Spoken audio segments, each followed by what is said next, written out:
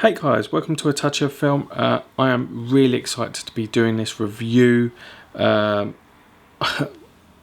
been since the tickets went out for Sundance Film Festival, I just went crazy and bought them straight away. It is none other than Prisoners of Ghostland, directed by the great Sion Sono. If you are a usual subscriber to my channel, you know I'm a massive fan of Sono. I love pretty much all his films, from Love Exposure, Tag, Anti-Porno, Tokyo Tribe, to name a few.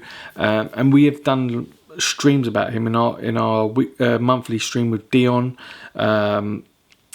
We've discussed him on numerous accounts, but one video we did a dedicated to him, where we did our top 5 Sion Sono movies, along with Eric, one of our favourite channels. But yeah, this is Sono's first English-speaking movie, which is quite interesting to be reviewing this, and it stars none other than Nicolas Cage. So we've been talking about this for a year since it was announced. It's been shrouded in mystery for a Sono and Nicolas Cage movie. Now, Sono is known for being quite bizarre and surreal in his movies, and obviously Nicolas Cage is known for being quite crazy in his films. So yeah, Nicolas Cage plays Hero, an imprisoned bank robber who is jailed after his involvement in a robbery in Samurai Town. Now, one day the governor of Samurai Town sort of tricks him into a mission to save his granddaughter, played by Sofia Boutella, who's just run away, and he wants her back. This mission sees him wearing forced to wear this leather motorcycle outfit, which is just planted with explosives all over. So if he was to strike a woman, he would lose a limb, or would think thoughts of intimacy with a woman, his genitalia would actually be blown off. It's that bizarre. But this mission sees him travelling the depths of this dystopian Ghostland world, which Sono has created in this. Now, Cage gives a uncharacteristic performance in this. He usually is quite crazy, but in this he's very subdued. And to be honest, this is one of my favourite Cage performances I've seen since Con Air, to be honest. And I think he does a really good job in this. I mean, there's some scenes in it where you really see into his past, and they're just brilliantly done. Sion Sono builds this rich and immersive world with plenty of interesting characters. It's very reminiscent of, let's say, a Mad Max movie, possibly Mad Max 3 in particular in this. And you see this in the set design, which I think is absolutely phenomenal. The way they build this dry, sparse wasteland, and the other areas such as Samurai Town has the glitz, the glam, has geishas, cherry blossom trees. It's very, very Japanese. It's almost like a bright neon Shinjuku. But yeah, absolutely stunning set design. But I think Soe Tanikawa's cinematography in this also does. I think he does a really good job with this. I mean, to get the way, like I mentioned, Nicolas Cage's character's past, you really see these the way that he colorizes these dreamlike sequences, these nightmares, which go into Nicolas Cage's past that we see scenes of throughout the film.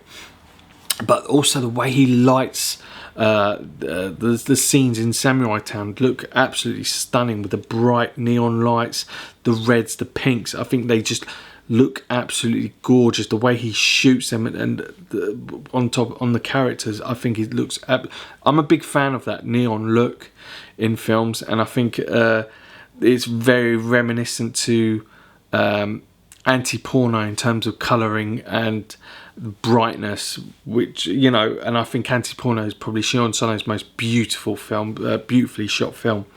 Now, apart from Cage's performance in this, another performance I really liked was Tak Sakaguchi's role in this. He plays the governor's samurai bodyguard, and his scenes are completely dialogueless, but his presence absolutely steals the show, and every scene he's in is just like it feels like he's the main focus in this, because his on-screen presence is just so on point.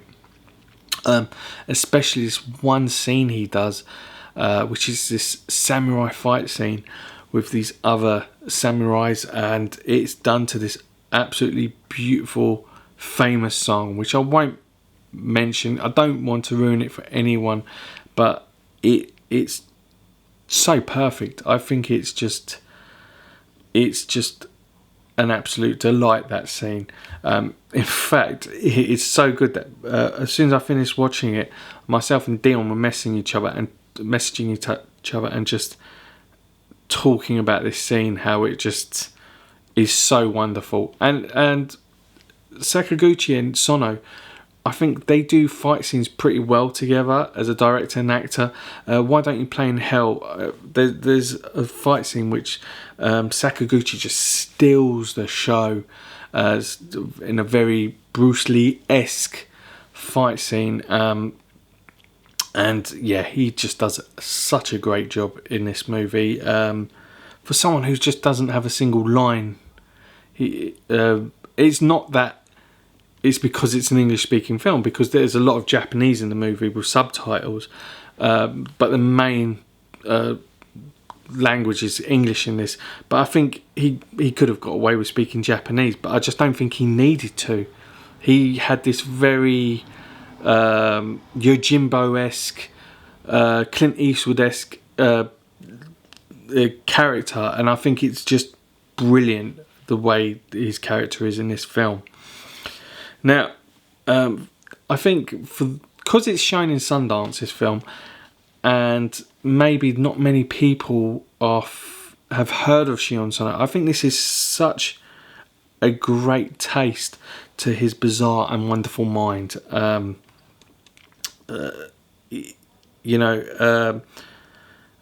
Especially probably most people have never even heard of Love Exposure, and I think it's a great way for Asian film fans to get into his work, because they'll probably enjoy this movie and then get into watching Love Exposure, which of course is his masterpiece in my opinion. And yeah, it will just really get more people into other movies of his ex-day,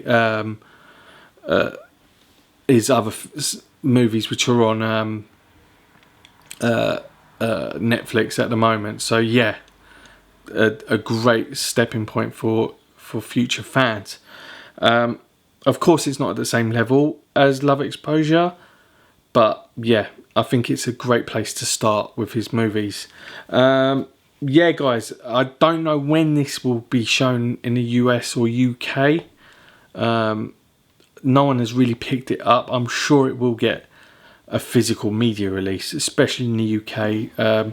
All his movies have been picked up in the UK by either Third Window or Eureka, so this will definitely get some sort of release, hopefully soon, especially in the theatres, or if not with the lockdown and everything, possibly with on demand. So yeah, fingers crossed we get to see it soon. But yeah guys, if you're a fan of Sion Sono, comment below, let me know what your favourite Sion Sono movie is. Click like, hit that subscribe button, and I'll hopefully do some Blu-ray update pretty soon. Until then guys, take it easy.